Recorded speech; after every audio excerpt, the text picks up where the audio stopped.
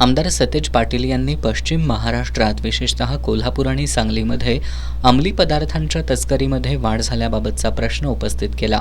कोल्हापूर सांगलीसह पश्चिम महाराष्ट्रात मेकेट्रॉन, कोकेन, चरस आणि गांजा अशा अंमली पदार्थांची साठवण आणि तस्करी होत असून कल्चरच्या नावानं तरुण वर्ग नशेच्या आहारी गेलाय। अंमली पदार्थांमुळे नशेच्या आहारी गेलेल्या शेकडो तरुणांच्या आयुष्याचं नुकसान होत असल्याकडे आमदार सतेज पाटील यांनी लक्ष वेधलं।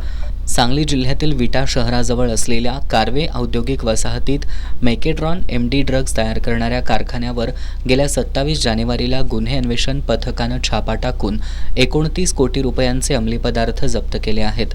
अंमली पदार्थामुळे तरुणांमध्ये गुन्हेगारीची प्रवृत्ती वाढत असल्यानं नागरिकांमध्ये भीतीचं वातावरण निर्माण झालंय। या प्रकरणी चौकशी केली आहे का? चौकशीच्या अनुषंगानं अंमली पदार्थांची साठवण, विक्री, पुरवठा आणि तस्करी करणाऱ्यांविरुद्ध अंमली पदार्थ विरोधी विभागाकडून कोणती कारवाई केली आहे, तसंच तरुणांना अंमली पदार्थांच्या सेवनापासून रोखण्याच्या दृष्टीनं कोणती कारवाई आणि उपाययोजना करण्यात आल्या आहेत, असे प्रश्न आमदार सतेज पाटील यांनी उपस्थित केले।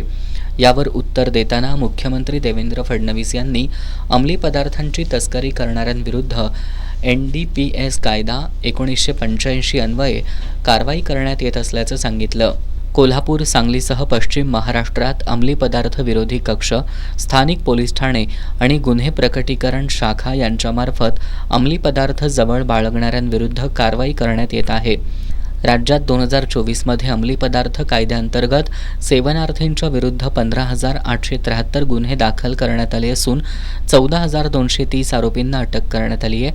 तसंच अंमली पदार्थ जवळ बाळगणे, त्याची वाहतूक करणे या संदर्भात एकूण 2,738 गुन्हे दाखल झाले असून 3,727 आरोपींना अटक करण्यात आली आहे, अशी माहिती मुख्यमंत्री फडणवीस यांनी दिली।